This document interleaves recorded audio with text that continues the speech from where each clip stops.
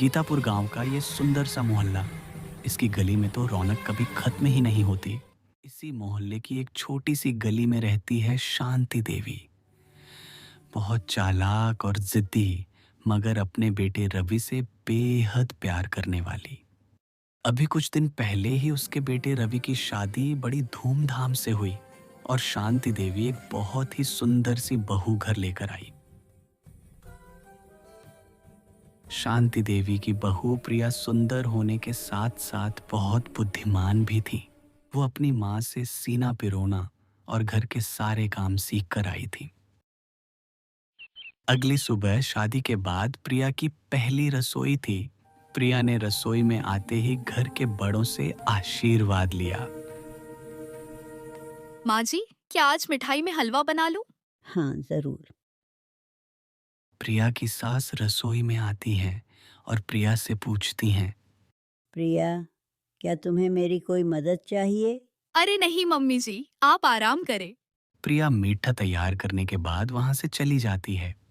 उसकी सास के मन में चालाकी सूझती है। क्यों न मैं इसके बनाए हुए हलवे में बहुत सारा नमक डाल दूं। खाने के समय सब वो हलवा खाते हैं और साथ में अजीब अजीब चेहरे बना रहे होते हैं। इतने में प्रिया की सास प्रिया से कहती है, ये क्या कर दिया बहू? हलवे में इतना नमक कौन डालता है? अरे मम्मी जी, ये रेसिपी तो मैंने आपकी किताब से देखकर बनाई है। प्रिया सारे बर्तन उठाकर उन्हें धो डालती है। फिर रात को वह सारे काम खत्म करके अपनी सास के कमरे में जाती है और उनके पैर दबाने लगती है। कोई बात नहीं मम्मी जी, आज जो भी हुआ, आप मेरे लिए बिल्कुल मेरी माँ जैसी हैं। मुझे माफ़ कर दो बेटी। मैंने तुम्हारे बारे में बहुत बुरा सोच लिया था। इसके बाद प्रिया सोने के लिए अपने कमरे की ओर चल देती है। अगली सुबह प्रिया तैयार होकर किचन की तरफ जाती है तो देखती है कि उसकी सास वहां पहले से मौजूद है। माँ जी, आज आप इतनी सुबह सुबह रसोई में? हाँ बेटी, मैंने सोचा तुम्हारे उठने से पहले कुछ खाने में बना दूं। फिर दोनों मिलजुल कर काम करने में लग जाती हैं। रवि भी अपनी माँ और पत्नी को यूं एक साथ काम करते देख मन ही मन बहुत खुश होता है। प्रिया बेटिया, ज़रा देखो तो, इस हलवे में कितना नमक डालना है। माँ जी, जितना ज्यादा प्यार उतना ही ज्यादा नमक।